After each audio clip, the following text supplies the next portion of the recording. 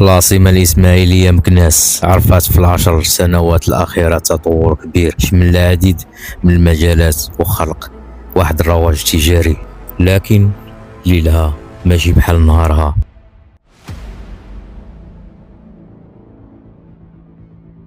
رواج كبير في الفنادق والحانات والمقاهي وبعض الكراجات أو محلات الشيشة مجهزة بأموال باهظة. الأمر اللي خلانا نطرحوا أسئلة كثيرة حول هذه الظاهرة اللي كتعرف كل مناطق مكناس، وشكلت موضوع مجموعة من الشكايات الساكنة حول الأضرار الصحية والاجتماعية والاقتصادية.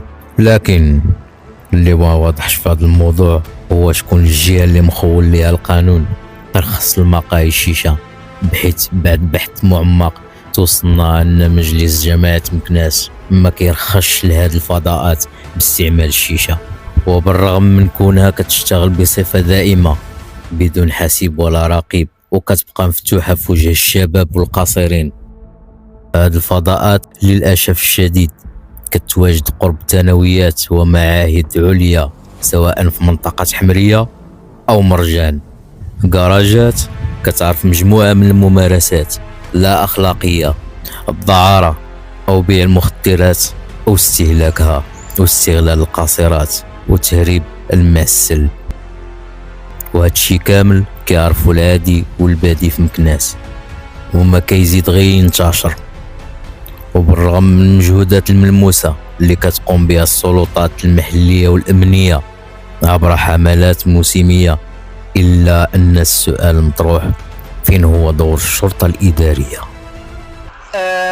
اللي نبغيو نقولوا حنا على هاد الكراجات ديال الشيشه والكراجات ديال الالعاب ديال لي كونفازور كما يشطر عليهم، هذه واحد الافات وواحد الظاهره اللي اولا اليوم حنا كهيئه حقوقيه اولا كتشوه بالمدينه ديالنا، ثانيا كتشوه لوجه المدينه ديالنا لهاد المدينه ديال مدينه مكناس، المدينه اللي عندها تاريخ كبير في مدينه مكناس. اذا احنا كهيئه حقوقيه اليوم والمسؤوليه المحمله على عاتقنا اننا راسلنا الجهات المختصه وهي السلطات المحليه والجماعات وكذلك السلطات الامنيه بخصوص التدخل في هذا النطاق هذا. نحن نعرف بان مجموعه من الشكايات وصلونا لا من عند الساكنه ولا من عند الجميع ولا من عند الاباء اولياء التلاميذ. هنا الاستاذ الكريم الا سمحتي لي، هنا انا اولا تنطرح جوج ديال التساؤلات. اولا الرقابه، ملي كنقولوا الرقابه ديال السلطات المحليه وديال الشرطه الاداريه اللي هي من الاختصاص ديال الجماعه ديال مكناس، لان ملي كنقولوا محلات هذه معضله وكارثه، لان هذه المدينه كنعرفوا بان رجال الامن مشكورين كيقوموا بواحد الجانب كبير في التدخلات ديالهم.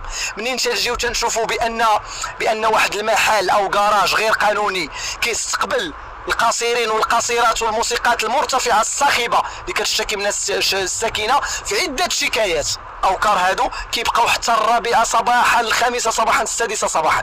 هنا كنتسائل واش هنا ان المواطن المكناسي لم يعد له اعتبار؟ لابد لنا اننا نشكروا المسؤول الاول على مدينه مكناس وهو ممثل صاحب الجلاله الدكتور عبد الغني الصبار، هذا الرجل الذي ما فتئ كيبذل كل ما بالجهد ديالو في اطار العمل واطار تنزيل المفهوم الجديد للسلطه اللي اتت بها وزاره الداخليه واللي اتى به سيدنا الله ينصر. وانا كنودوا اننا نشكر السيد ولي ولايه امن مكناس على التجاوب ديالو السريع دائما مع الشكايات ديال المواطنين والشكايات ديال المجتمع المدني.